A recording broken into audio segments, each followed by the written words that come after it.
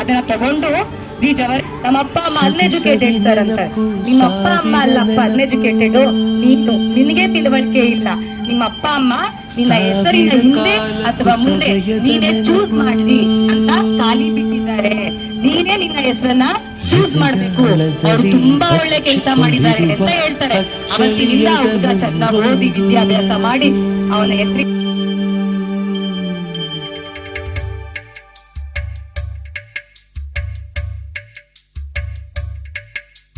ಸವಿ ಸವಿ ನೆನಪು, ಸವಿ ಸವಿ ನೆನಪು, ಸಾವಿರ ನೆನಪು,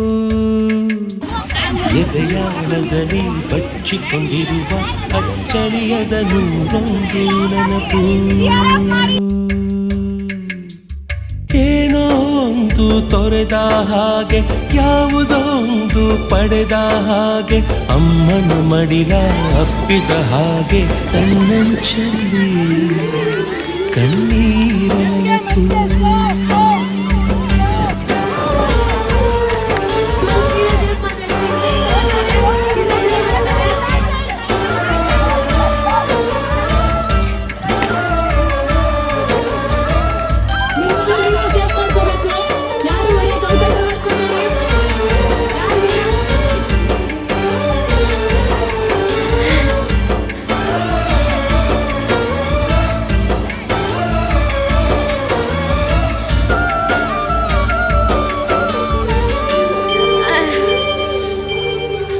ಸವಿ ಸವಿ ನೆನಪು, ಸವಿ ಸವಿ ನೆನಪು, ಸಾವಿರ ನೆನಪು, ಮೊದಲ್ ಹಿಡಿದ ಬಣ್ಣದ ಚಿಟ್ಟೆ, ಮೊದಲ್ ಕದ್ದ ಜಾತ್ರೆಯ ವಾಚು, ಮೊದಲ್ ಸೇದಿದ್ದ ಗಣೇಶ ಬೀಡಿ.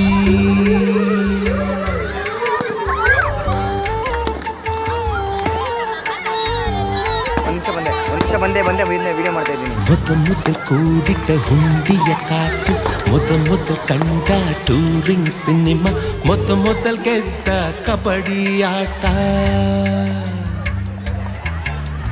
ಮೊದಲಿದ್ದ ಹಳ್ಳಿಯ ಗರಿಮನೆ, ಮೊದಲಿಂದ ಕೈ ತುತ್ತೂಟ, ಮೊದಲಾಡಿದ ಚುಕುಬುಕು ಪಯಣ, ಮೊದಲಳಿಸಿದ ಗೆಳೆಯನ ಮರಣ.